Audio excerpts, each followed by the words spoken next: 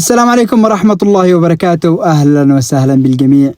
مبروك للمنتخب الوطني اليمني الفوز التاريخي على المنتخب العراقي. الفوز اللي كان بالشوط الأول للأمانة كنا قادرين نسجل أكثر من هدف، لكن اكتفى المنتخب بهدفين. المنتخب العراقي بالدقائق الأخيرة من الشوط الأول برضه سجل هدف. الشوط الثاني لم يكن منتخبنا في المستوى اللي كان فيه بالشوط الأول، وهذا ما نعانيه في المنتخبات الوطنية بسبب اللياقة اللي نفتقدها في أجزاء من المباراة تحديدا بالشوط الثاني. هذا مش موضوعنا. موضوعنا الأهم، وهذه طبعا تحية للجمهور العراقي وللشعب العراقي اللي بكلامنا هذا ما نقصدش كل الشعب العراقي، هو أشخاص معينين هم اللي بنوجه لهم هذه الرسالة. اسمعوا المقطع وشوفوا هذا الشخص ايش قال على المنتخب اليمني بعد الفوز. لا بغض النظر اليمن على مستوى الفئات العمريه تزوير من الشمال. انا اشوف انه وشباب التزوير بعمر الاولمبي تحت 23 مو ذاك الفارق الكبير، لان انت اللاعب واصل 23 عمر. بيتهم اليمن بالتزوير الاعمار، يعني بكل وقاحه. يعني انت منتخب بلادك ما قدمش مباراه قويه. الجمهور العراقي بشكل كبير ضد المدرب، انه المدرب العراقي انه مش مستوى المنتخب العراقي.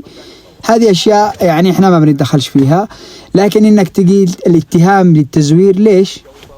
هذا منتخب تحت 23 سنة، واحنا اللاعبين هذو اللي نعرفهم من فترة بسيطة حققوا الكاس غرب آسيا للناشئين، والآن هم يلعبوا مع منتخب الشباب، وبعض منهم يلعبوا مع منتخب تحت 23 سنة. ما قلناش ان الان البطولة هذه كاس الخليج للناشئين او كاس الخليج حتى للشباب علشان تتهموا هذه التهمة انه في تزوير بالاعمار. قد ربما في فترة من الفترات كان في بطولات معينة كان المنتخب اليمني والمنتخب العراقي وبعض المنتخبات مش مهتمين بتفاصيل الاعمار بشكل دقيق، لكن احنا كجمهور رياضي بننتقدهم واول المنتقدين لهم. لكن انه يجي الانتقاد منك كمحلل، هذا اللي تسمي نفسك انك محلل، اذا كنت فعلا محلل للكرة العراقية المفروض تتكلم بواقعية بالاشياء اللي حصلت داخل الملعب. جيب لي لاعب واحد من اللاعبين هؤلاء اللي تشوف انه عمره كبير او مزور، يعني مش اي خلل في منتخبك او اي خلل في المباراة اللي حصلت او انك ما كانش بمستواك او انه المدرب المنتخب قرأ مدرب المنتخب الاخر تيجي تتهم الاعذار هذه، الاعذار الواهية انه بالتزوير او بالاشياء هذه. فرسالتنا للجمهور العراقي وللشعب العراقي، لموا بعض السفهاء الإعلام الرياضي عندكم إنه ما يتكلموش بالطريقة هذه. لما يكون منتخب فاز عليك تقول له ألف مبروك وهارد لك لي أو هارد لك لمنتخبي، لكن بالاتهامات هذه اللي توجهها أنت تسيء لنفسك، لا تسيء للشعب العراقي. الشعب العراقي يعرف الكرة، يعرف وجه اللاعب إنه عمره تحت 23 أو أكبر من 23.